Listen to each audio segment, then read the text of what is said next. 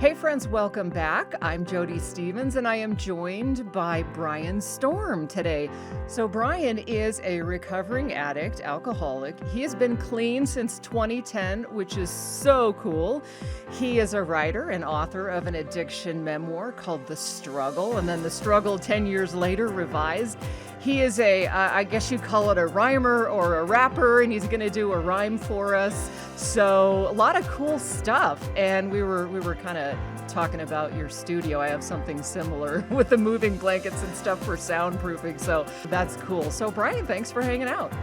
Thanks for having me, Jody. I'm really excited, and I feel privileged to be on here today. So thanks for inviting me on. Absolutely. So let me get this straight. So everything that I mentioned about you, to top it off, are you also a librarian?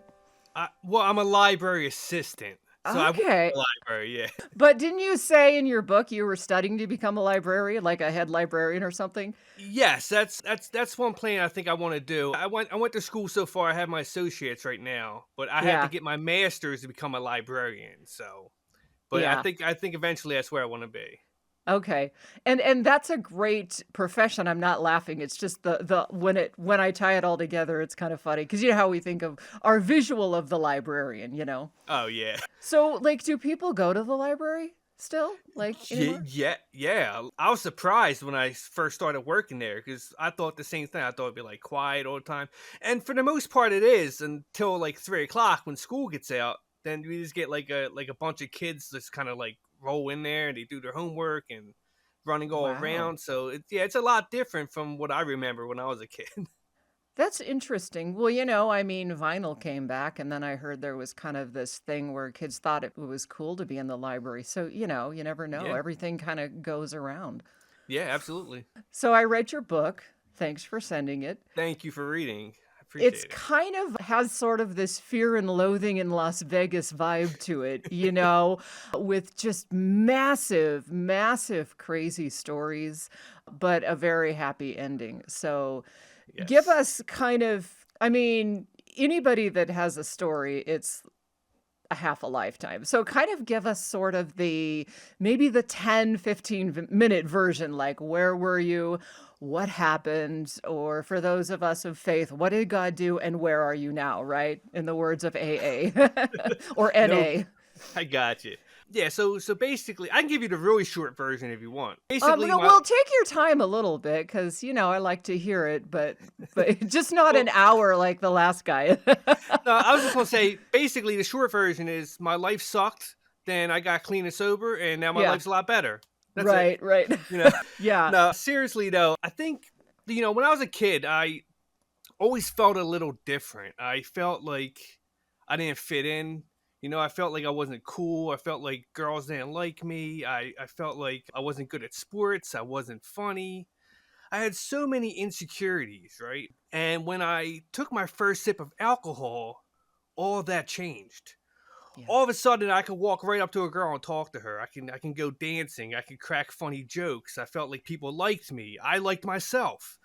But then the next day when I was sober again, I was back to my normal self. So that's what really drove my drinking to begin with, because it basically came down to I didn't like who I was when I was sober, but I loved myself when I was drunk.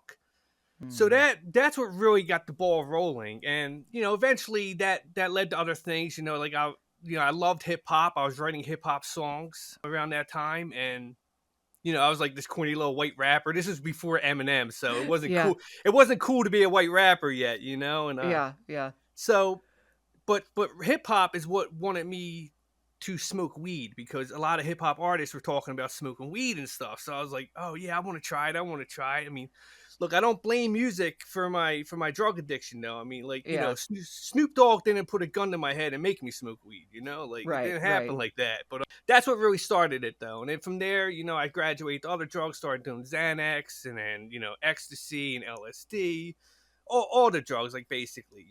This continued pretty much into my early 20s, but at one point it was just like it was too much. I started seeing some of Mhm. my friends dying. Some of them were going to jail, and I was like, I have to stop. Like, I just couldn't Yeah. do it no more. But I couldn't stop. And I tried everything. Like, I tried okay, I'm not gonna do Coke this week. I'm just gonna do Xanax instead. Okay, well Xanax is getting too much now. I'm just gonna do ecstasy. Well, okay, maybe I'll just try just drinking. Okay, that didn't work. And then like if you know what I mean, like it was Ad like not infinitum or whatever they say. Yeah. yeah, I don't know what I was thinking at the time. I thought this was actually going to work though, but it never did. Yeah.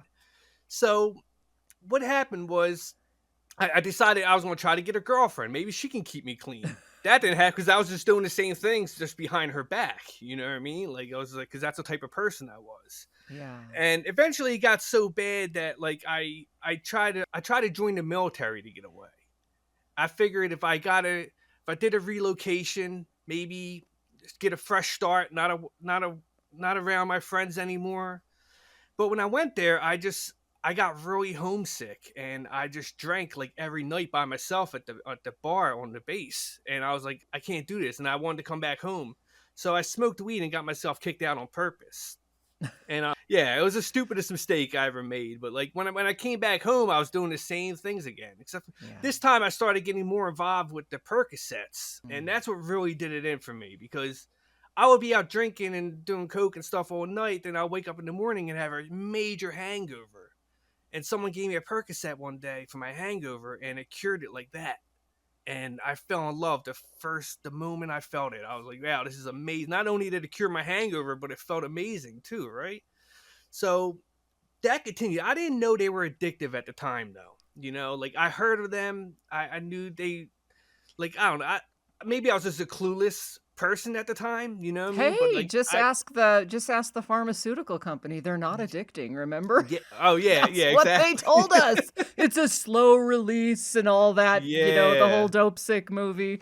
Oh man, Yeah, that was a so great book too. That's a great book too. I oh, just I read haven't it. read it, but yeah, Yeah. it's like, oops, yeah, anything's addicting, right? It does. I mean, Yeah. anything. There's somebody out there that's addicted to something that, you know what I mean? Like everything. I mean, so Yeah. anyway, And I wish I'd known that at the time, you know, but you live and learn, I guess. But once I started doing them, I started doing them more and more. You know, it started off with taking one, then two, then four, then eight in the morning, then eight at night. And then, you know, it was just like, it was too much. And I hmm tried the same thing. Okay, maybe I'll just do Coke. Maybe I'll just smoke weed, just drink.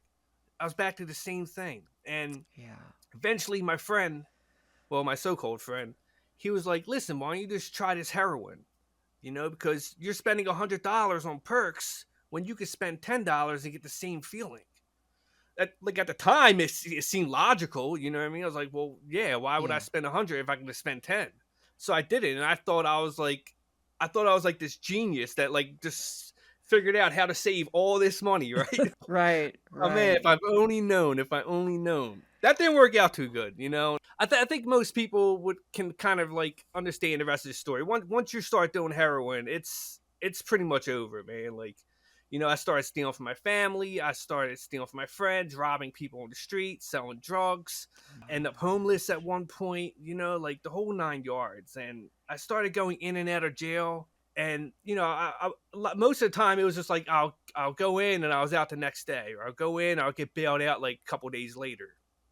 But then finally I got locked up, and that no one was going to bail me out. It was too much, you know. My bail was like $7,500, which means someone had to pay 750. But I didn't know anyone with that kind of money, you know. I mean, so no one was willing to do it, and I was forced to withdraw in jail because before this, like I tried to go to detox and try to go to hmm rehabs, and I met a girl on detox, and we didn't need the rehab. We were going to keep each other clean, you know. Right. Like Oh, jeez. everyone knows how that works out, you Yeah, know. yeah, And some guy warned us in detox. He was like, "Listen, stay away from each other. It's not going to work."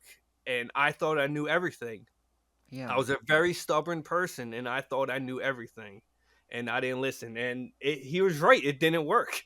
You know, a couple weeks later, we were getting high. But when I went to jail, I was forced to detox. I was in the cold prison cell, and I didn't have a choice. I couldn't leave and go get dope. I couldn't steal something from someone to go sell it real quick. Like I had no choice what to deal with it. hmm And when I was in there, they decided, well, they gave me the option to go to treatment court or, you know, whatever, plead not guilty and try to fight it or whatever. But I wasn't going to do that because I knew I would never win. So I was like, yeah, I'll do the treatment court thing. I didn't really want to get clean. I didn't care about getting clean at the time, but it was just a way of me staying out of jail. But 2 to 3 days before they sent me to the rehab, it was weird. Like something just kind of like clicked in my head. It was like a light switch. Just someone just turned it on, and I told myself, I'm done. Like I'm never getting high again. And it felt different because I told myself that a million times before, but it Yeah. felt different this time. And I was serious. And when I got to rehab, for the first time in my life, I started to listen to people. Because, like I said, I've always been a stubborn person. I always wanted to do Mm-hmm. things my own way. So when I got to rehab, I changed all that. I was like, you know what? I'm gonna listen to people. So I started listening to the counselors. They told me stay away from people, places, and things. First thing I did was break up with that girlfriend I had, right? And then I started listening. I started looking at the steps every day. I didn't understand the steps at all. Like I saw them on the wall and we read them every day, but I didn't understand what they were. Like I was like, Yeah. okay, you know what I mean? But there were a lot of good people at that rehab. Man. It was called Self-Help here in Philadelphia. And there were a lot of good people there that helped me along the way. I'll never forget this one guy named Greg, who I later asked him to be my sponsor. When I got out of rehab, I moved on to the transitional living unit, which is like Mm-hmm. the third floor of Self-Help. And it's a little more freedom. Like you stay there, you have to pay rent, but you're still living in the building. You know what I mean? Yeah. So you're still Mm-hmm. Yeah. surrounded by that support system, which is amazing. And Greg took me to a lot of meetings in the area. He really got me involved and I started staying before the meeting, staying after the meeting, talking to people, helping clean up. Because that's what really did it for me, I think, was getting into that service work. Because Mm-hmm. anyone can go to a meeting and then leave right afterwards, and you won't always feel connected like that. When you take a commitment, like a coffee commitment, I felt like people relied on me. Like, okay, I Yeah. have to go there this week. It doesn't matter if I want to or not. I have to because I said Yeah. I'll be there to make that coffee. Yeah. You know what I mean? So it makes And it a that lot coffee's harder. important. Yeah. So it made people in the meetings. You don't get their coffee, they're gonna get mad. So I didn't want Yeah. no one to get mad at me. I was like, all right. I was like, I have to go make that coffee. And it pushed me even because there were a lot of times I didn't feel like going. But Yeah. I went because I told them I'll make that coffee. So I would go there and eventually I asked Greg to be my sponsor. He started taking me through the steps, and that changed everything, man. It changed the way I was thinking about it just changed the way I looked at life. I Mm-hmm. started becoming grateful for all the little things in life. Even like because I'll tell you the one story I have, right? I remember I was sitting in a meeting and I was complaining about these sneakers that I had on my feet. You probably read this in my book. Yeah. And I was complaining about the sneakers I had because I didn't have money at the time. I had to walk everywhere. These sneakers were like getting old and worn and they had holes in them and they were hurting my feet. And I was complaining about this. And I was complaining about how I didn't have like my own house and I didn't have a car and I didn't have a girlfriend. Complaining about all this stuff that I did not have. Yeah. After the meeting, this guy came up to me and he's like, I used to complain about my sneakers until I met a man with no feet. And I was like, wow, like that just, it blew my mind when he said that. And I Yeah. started taking everything, I stopped taking everything for granted. Yeah. And I started to thank God for the things in my life, because I never prayed like that before. I always prayed God like please just help get me out of this jam or Yeah. let me hit $1 million or can you wave that magic wand and make me stop getting high and drinking Yeah. and We call you know that the vending machine god. Like, here's tick, tick, yeah, tick, tick, tick. And he's like, yeah, no, I exactly. think my ways are here and your ways are way down here, Uh-huh. buddy. But yeah. Cuz I Yeah. yeah, cuz I was like God, like if you do this for me, I'll do this for you. Like, I'll Right, start right. I'll Yeah. start going to church if you do and Yeah. but like yeah, like, and that was another thing. Like I had a spiritual experience when I was in the rehab, like because I've always believed in God. I just didn't really. I was never like really that religious like that though. But Mhm. that's what I love about the 12-step program too. Is like it doesn't have to be a God from a religion. Like Hmm. I look at all the religions in the world, and instead of looking at the differences, I look at the similarities, and they all believe that there's something out there, there's a higher power, whatever you want to call it. I call it God, but whatever you want to call it, I just take that and leave the rest behind. I just keep it simple because I have a complicated brain, and I got to keep things simple sometimes. Yeah, So, yeah. but yeah, once I started doing them steps and started helping other people, yeah, my life got so much better, man. Like it took a long time, but things started to come into my life, like Yeah. I met a wonderful woman. Her name is Monica, and I ended up marrying her, and she introduced me to animal rescue, and I started rescuing these little cats and dogs and stuff, and we foster little kittens. We have kittens we have like 4 kittens upstairs right now in our house, you know what I mean? Wow. And we just got rid of 2 like a week ago. So like Oh, it's so rewarding, to like just be able to help another person or another animal yeah. or anything, like, and it brings me true happiness to do that. And like I said, I started working at that rehab for a couple years, but then I got a job at the library, which is so out of character for me. You know what I mean? Like I I used to love it. sell drugs like on the street Yeah. corner, like shooting dope in my arm, and now I'm like helping kids with their homework and stuff. Like it's just insane to me sometimes. Like I didn't even read books when I got that job. Like I only started recently reading books, like within like the last year or two. It was like I really started reading a lot. But before that, I never really read books. And so it was our character for me to get a job at the library. But hey, you never know what your higher power's plan is for you. You know what I mean? So, but I'm happy with it. And yeah, dude, my life is so awesome now. And seriously, I don't have a complaint in the world, and I wouldn't want it any other way. If I can go back and change things, I don't think I would, because it might not bring me the same outcome that I'm living today. And I love my life today, and I love who I am today. Yeah. And yeah, Wow. What an amazing story. Thank you for sharing that, just the highlights there. I love how one of my favorite parts of the promises they talk about in the 12 steps is you will intuitively know how to handle situations that used to baffle you. And yes, for me, I've been sober a while too, and I can look back and think about all the things I'm doing now that I never would have been able to handle. And it's so cool, right? yeah, absolutely. And that's one part I forgot about too. Is like, over the last couple years, I dealt with a lot of death. Working at a Yeah. rehab, I met a lot of people in that rehab that overdosed and died, and I had family members who got murdered, and my dad just died from cancer a couple years ago, and you know Mm, what? I didn't drink or get high through any of it. You know what I yeah. mean? Like actually, when my dad died, like that, the thought didn't even really cross my mind. You know what thought crossed my mind? Get to a meeting. That was the first thought, because I knew if I do that, then that thought of getting high won't ever come. You know what I mean? So, Mhm. Mhm. but it just you can deal with anything in life, no matter what life throws at you. You don't need drugs and alcohol, because all right, like after my dad died, right? If I went out and got drunk or got high the next day, my dad would have still been dead, but I would have just had a hangover and Yeah. whatever other legal or financial situations I got myself into. You know, I mean, it don't fix Mhm. nothing. It really don't. Well, and the interesting thing then, and I feel like people need to understand this, is the longer you say no, you're building up muscles, right? So Yeah. it's kind of like, obviously it's super horrible at first. It's just like dieting. I mean, my husband and I are dieting. We've got to lose some weight. He's got high blood pressure. I've got diabetes in the family, and it really sucks the first week, right? And if you keep giving in to the craving to eat, to the craving to do the drug, to the craving to snort the coke, you're not building up those muscles to teach your body and your brain how to say no.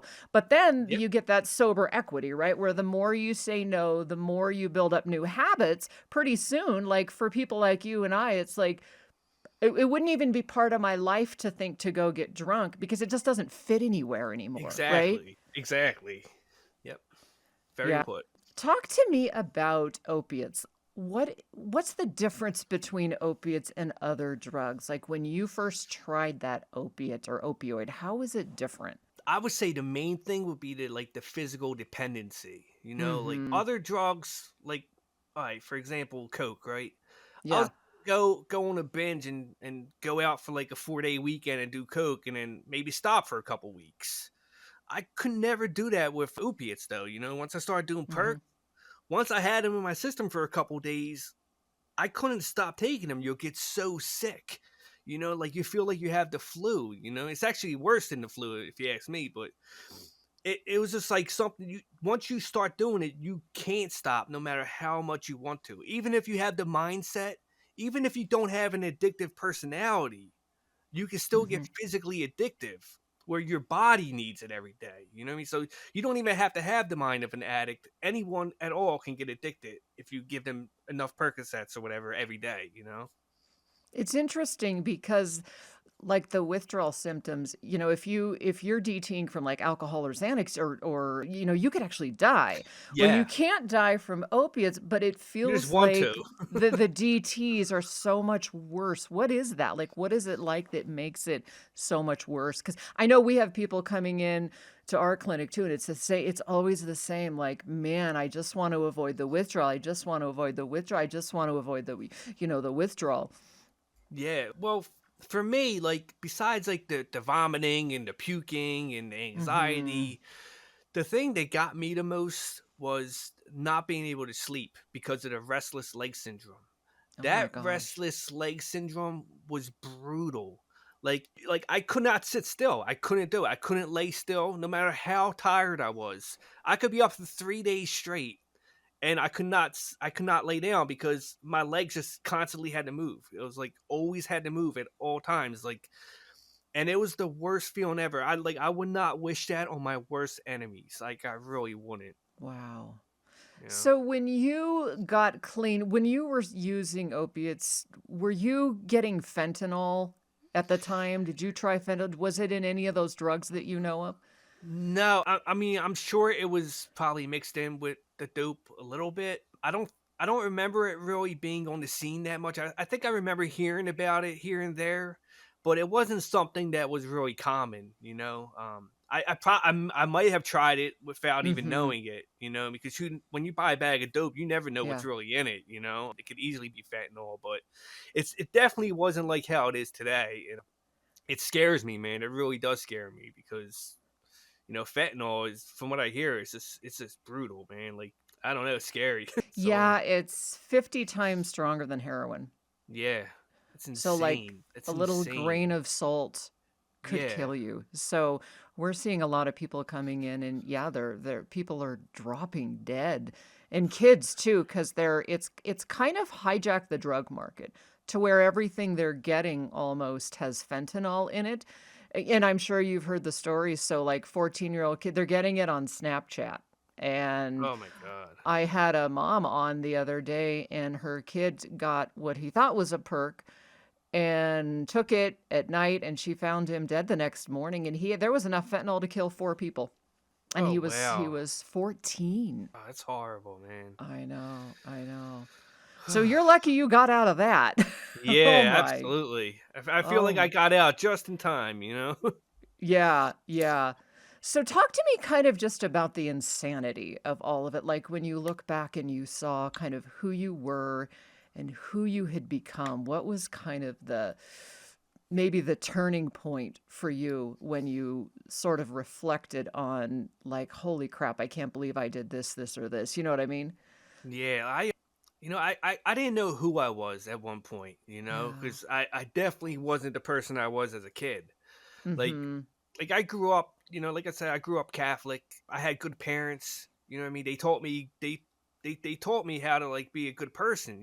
But Mm-hmm. like all of a sudden I'm out there robbing people at knife point and I'm stealing off my brother and I'm stealing off my girlfriend and I'm like that's not the type of person I was, you know what I mean?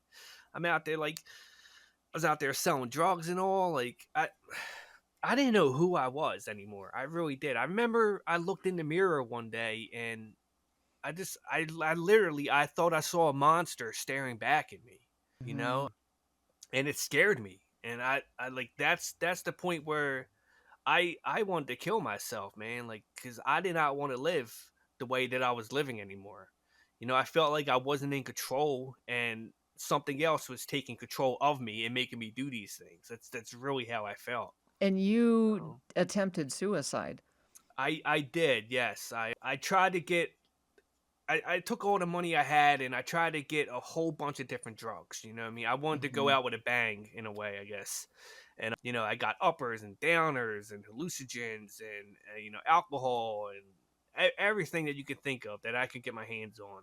And I did them all at once trying to end it. And it didn't work. You know what I mean? I guess I just had a high tolerance or whatever, or maybe my higher power was looking out for me. Who knows? And that didn't work. So I tried to walk onto a train tracks, and I sat there and just waited for a train to come to take my life. And it was weird. Like my ex girlfriend, who at the time I haven't talked to her in a couple months, she just happened to call me out of the blue while I was sitting on that train track.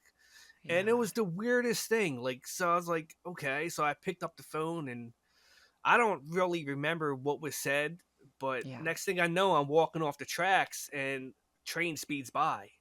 Like as soon as I walk on the tracks, I was just like, "Whoa!" Like, and it like I remember at that moment, I remember thinking like, "Yo, like okay, maybe God don't want me to kill myself or something. Like I gotta do something." And that's when I like really that was like the first action I tried to go and try to take help after that. Mhm. I tried to talk to my brother and I told him I had a problem and stuff, and he told me, "Yo, you got to get out of my house, or you got to go to rehab or something." Yeah. So that was the first time I tried to go to rehab after that. Wow. Talk to the person that's still out there because, we talk about drugs, how they hijack the reward system, all these sorts of things, but there's so much stigma and there's so much shame because a lot of people don't realize how it changes the brain. It's who you were is not who you are, right? You know what I mean? Yeah, And so we end up with a lot of guilt and a lot of shame because of what the drugs do. That's what drugs do. And unfortunately for drug addicts, like that's kind of it's what they do and it's what they're supposed to do, but it doesn't make you who you are. So for the person out there that's like, I'm such a loser, I've done all that stuff, right? Talk to that person. yeah, yeah. Listen, that like Jody said, that's not you. That is the drugs making you do them things. I for the longest time did not know who I was until Yeah. I stopped using drugs.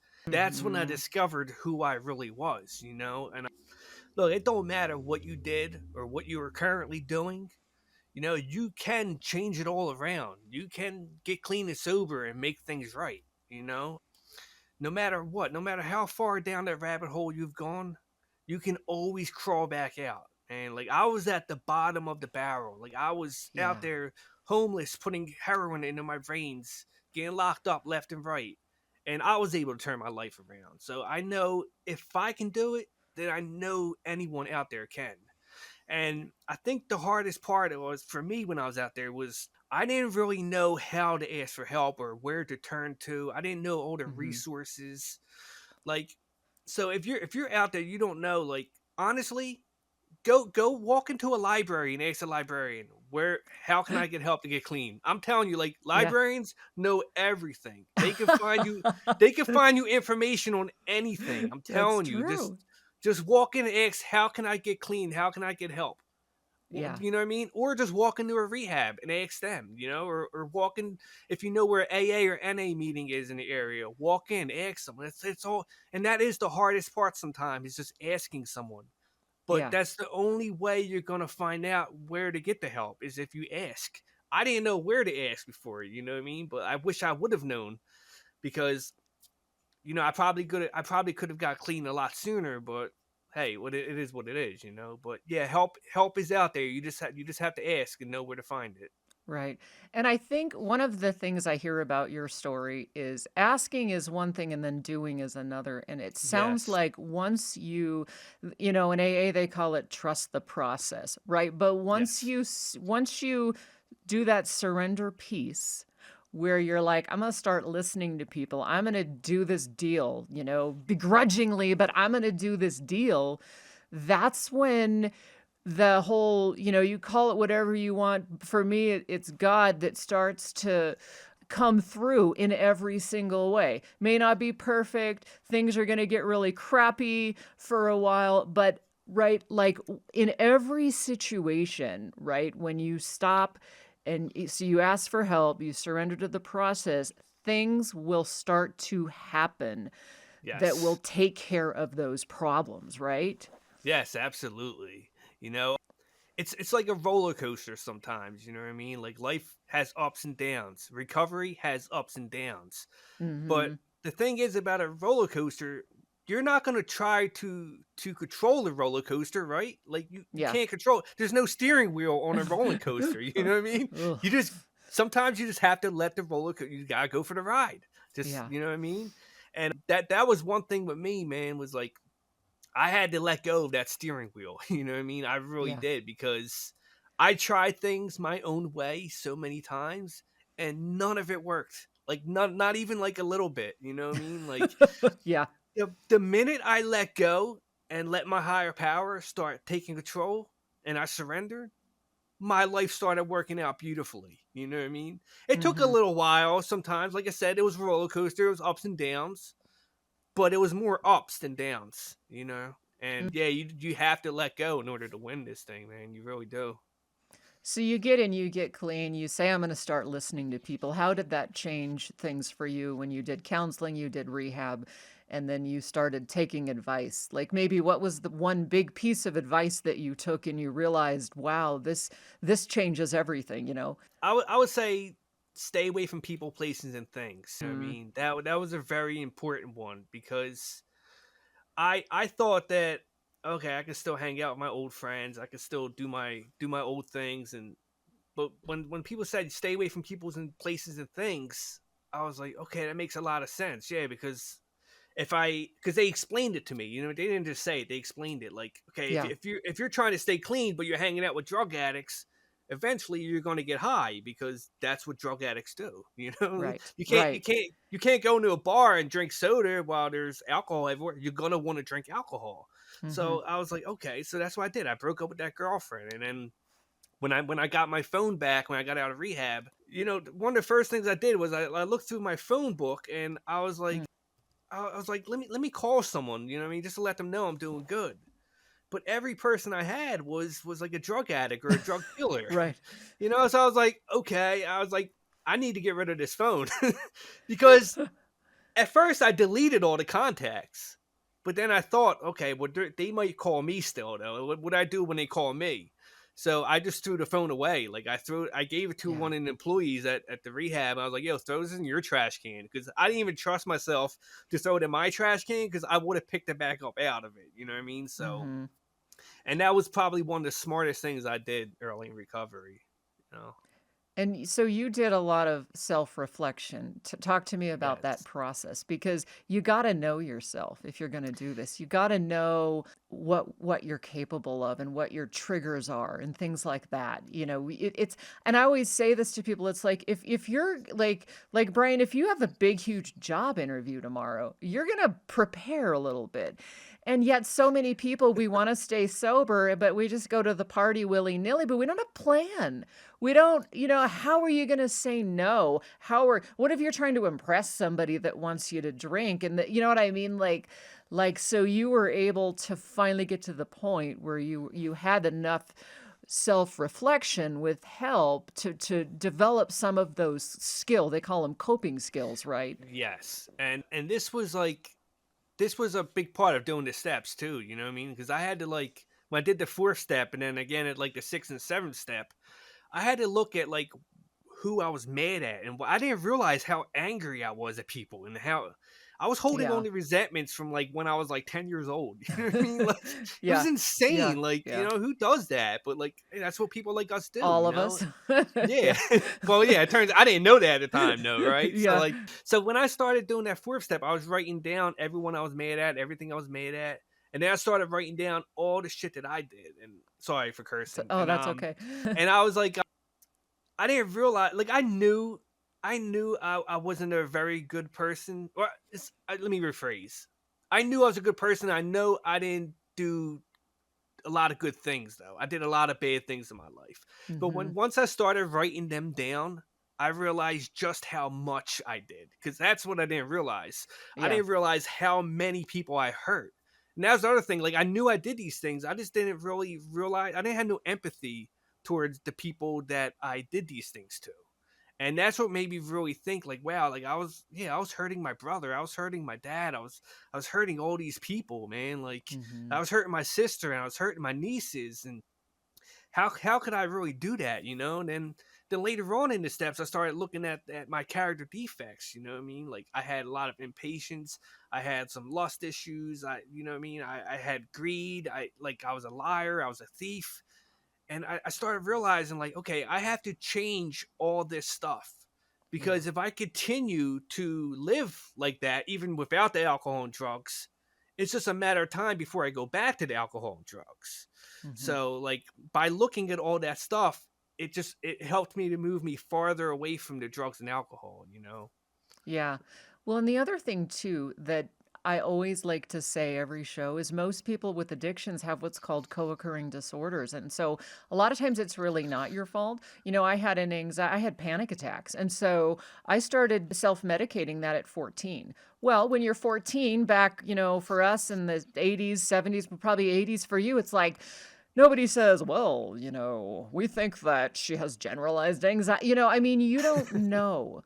So you're trying to fix probably something that's broken in your brain. You're just going about it the wrong way. Yeah. So once you got sober, right, you probably had to work through a lot of those underlying issues, which was the low self-esteem, which is hard as Yes. hell. That took me, because for me, it was like the family dynamic of codependency, of low self-esteem, of not standing up for yourself, of dysfunctional coping skills. Like, it went on from generation to generation. So you got to dig in there, right? And you got to fix all that stuff, where you have to do the hard stuff, like standing up for yourself, or, being assertive, or whatever it is for you, And so I imagine that was kind of part of it, was just working through all the self-esteem issues, and realizing, man, because you don't even realize it until you're clean. And then later you're like, I think my self-esteem's crappy.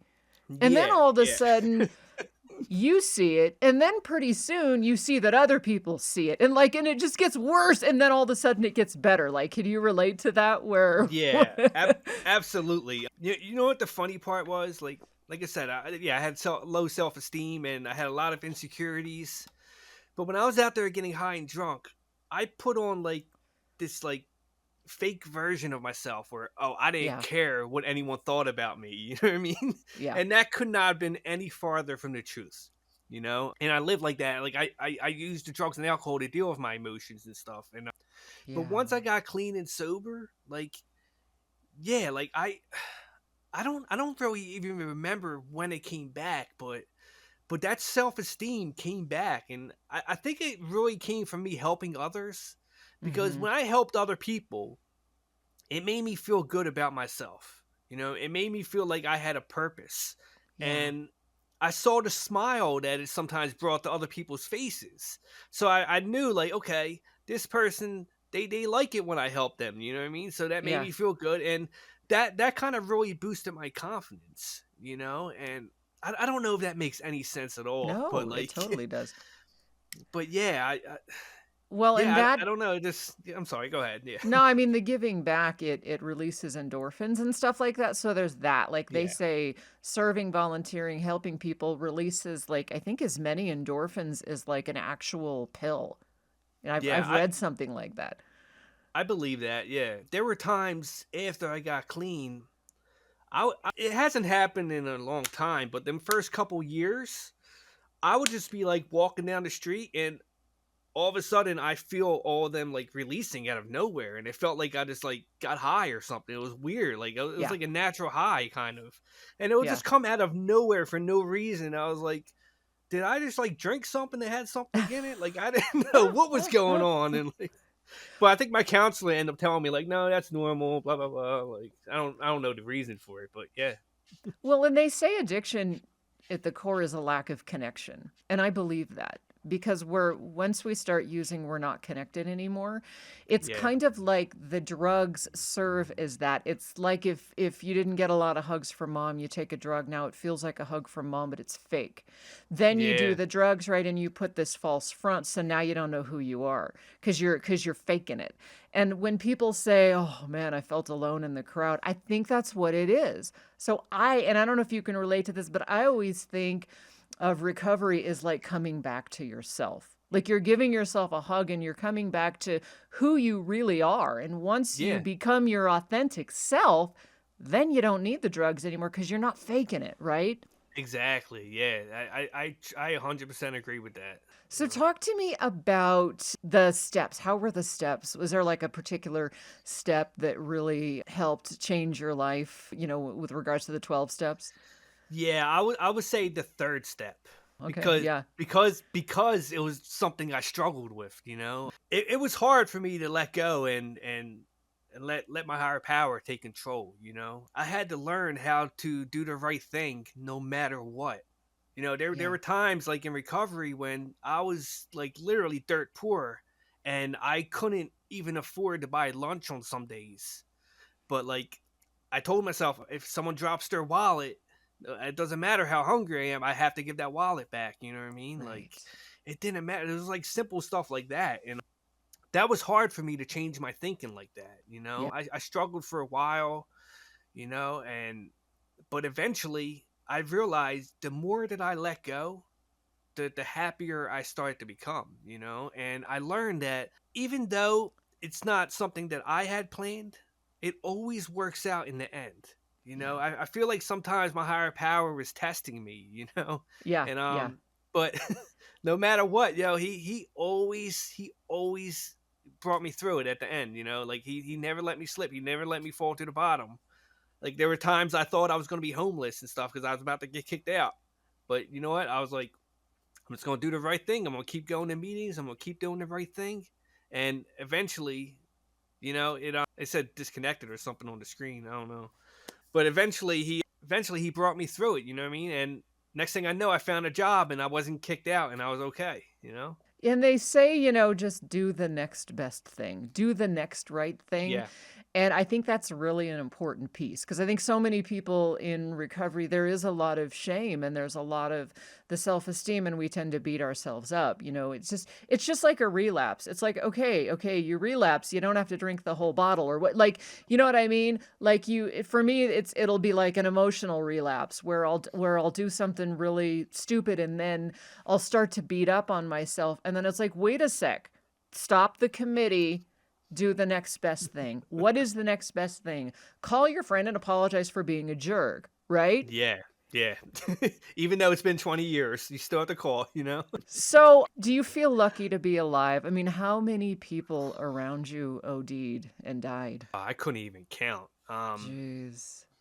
And what was Like, that like when it just kept happening? Where did you talk to me about denial? Did you kind of think, "Oh, it won't happen to me," or oh, it sounds like you didn't absolutely. I even thought that. care. Yeah, I mean, yeah, well, that's one part of it. Like, I didn't care if I died or not. I actually looked at it like it would be a good thing at one point. Because I wouldn't have to suffer no more. But yeah, I didn't like. I didn't think it was ever going to happen to me. I really Mhm. didn't. And that I don't know why addicts never think that we're like untouchable for some reason. Like we think that, oh, that person died. He just did too much. He couldn't handle his stuff. Like I can handle it. Like Right. I don't even know, man. Like to be honest with you, though, I've seen more people die in recovery than I did when I was out there getting high too. Because Wow. like I Mhm. said, I worked at a rehab for a couple years, so Yeah. people Yeah. were dying left and right, and the reason is, I think at least, because I'm not like a doctor or anything, but they get clean for a couple weeks or a couple months, and then they go back out and they think they can go shoot a bag of heroin again.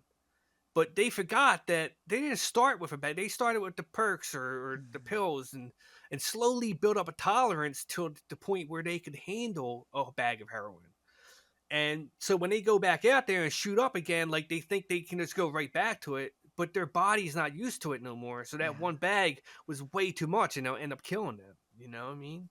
And Mm. I've seen it happen so many times. I've seen a lot of good people, and like that's the part that sucks because I see them come to rehab and they were really good people, and I see them helping Yeah. people and stuff sometimes, but then they go back out like they made the wrong decision, and so it just Wow. sucks. Wow. What's kind of just some final advice for other addicts? Well, you can get clean no matter what. Okay, Yeah. I know when you're in active addiction, I know it's hard to actually believe that. I know you look at other the same way you look at other people who might overdose and be like, "That's not going to happen to me." They may look at other people who are getting clean and say, "That's not going to happen to me." But that could not be any farther from the truth. Like literally anyone, you listening right now, you can get clean. You just have to put the work in. Like you have to, what I mean, you have to ask for help sometimes. You have to humble yourself and to swallow that Yeah. pride and be like, I need help. And it's hard sometimes, but that might save your life. Yeah. And one thing I would say definitely is if you are like right now, let's say you want to get clean, go get help immediately. Don't wait till tomorrow. Don't tell Right. yourself, I'm going to, because I did that so many times. I would tell myself, I'm going to go to rehab next week. But then next week comes and all of a sudden I got a bag of dope and I don't need rehab no more. You know what I mean? Mhm. Yeah. So if you want help, you have to act on it immediately. And if you're listening and you know someone who comes to you and needs help, but they want to do it next week, or don't let them do that. Take them immediately. You know what I Yeah. mean? Because you can't wait. You have to be active like right away. Yeah, and talk to people about help being available. I think we feel like, oh, no one's ever done what I've done. No one can relate to what I've been through. No one can help me, which is one of the lies that we hear in our head all the time is I'm alone, no one can help me, and no one's been where I've been, which we know is absolutely not true. No, not true at all. Like no matter what you are going through or have been through, trust me, someone else has been through it before. Yeah. And there's someone out there that's willing to help you. I go to a lot of meetings, and every time I go to a meeting, people share their stories. I can always relate to it in one way or another. Yeah. And like trust me, there's so many people out there that have been through so many things. There are billions of people in this world, and Yeah. like Yeah. to think that you're special, that no one else has ever been through what you've been through. This is like it's kind of ludicrous, and Yeah. but yeah, you just have to ask for help. It's out there. You just have to ask for it. Well, great advice. Great stuff. You're going to bust a rhyme for us now, right? Yes. Do you want the clean one or the dirty version first? Give me both of them, right? Just give me both of Yeah. them and then I All can right. pick.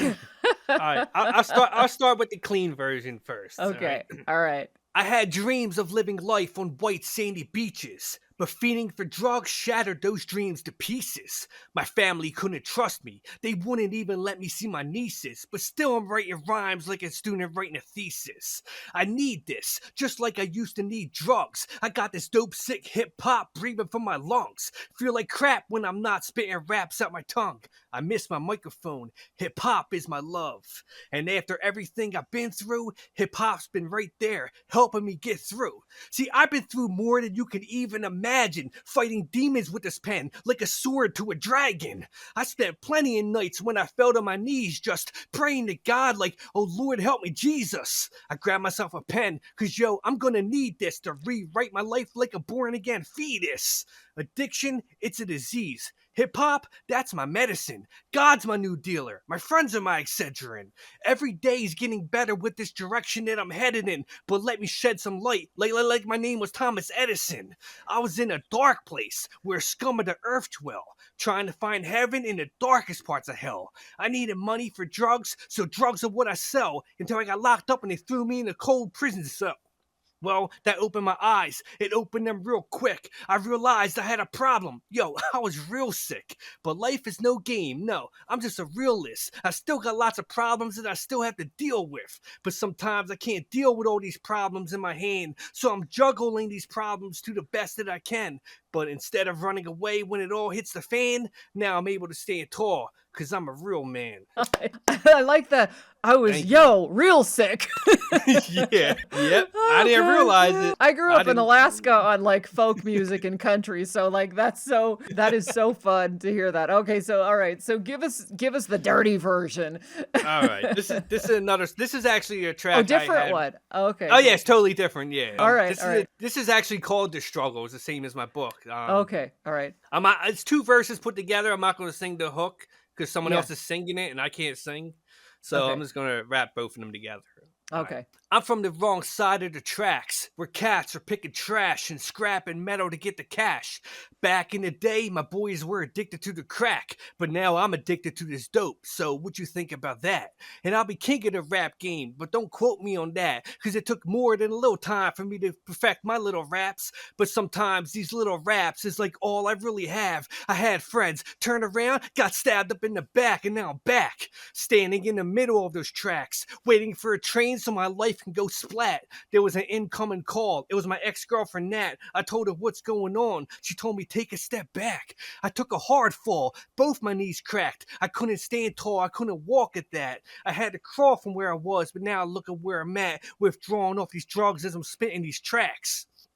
Cause I'm just another crumb from the cracks in the back streets and alleyways trying to find ways to get that smack. You might as well send my ass to Iraq, cause I'll hit the block every day and pray I'm coming back. I'm on the Ave selling works, putting in work, selling perks, putting dope up in my vein. God, take away this pain cause it hurts. And what's worse when you're living this life? Dope sick every night, robbing someone with a knife. It's not right, but that's the type of dirt I would do. It was always about me. Hey yo, fuck you. It sucks stealing from your brother, lying to your sister. Had a girl, but I needed money, so I decided to pimp her. Now she suck a dick on the Ave, cause I'm in love with my dope. I couldn't cope with this habit. Turned addict, started selling coke.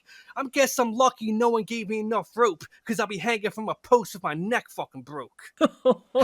Oh gosh, that one was emotional. That one brought Yeah. tears. Oh my Yeah. gosh. Wow. Well, Yeah, that I kind of says it try to keep it all. real. Are you doing any of those anymore? Like you should do those in the library. Well, the clean. Well, no, I actually have a plan. I wrote a rhyme about a year ago for Uh-huh.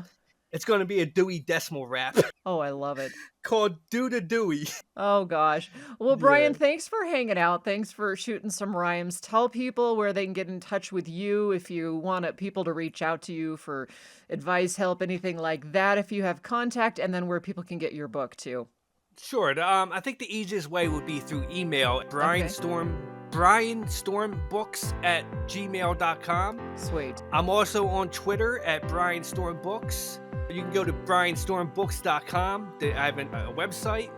And my book is pretty much available everywhere. It might not be in stores, in your local little bookstores, but just go in and ask them. Like, because if you're going to buy it, I prefer you go to a little mom and pop shop, you know what I mean? Yeah. It helps the community a little more, and and it's definitely available to them. Wherever they buy books, they can get it, you know what I mean? So, but it's available at all the major stores too, so. Yeah. Awesome. Brian, thanks for being here. Thanks for being vulnerable. Thanks for sharing your story, experience, strength, and hope, as they say. Thank you so much.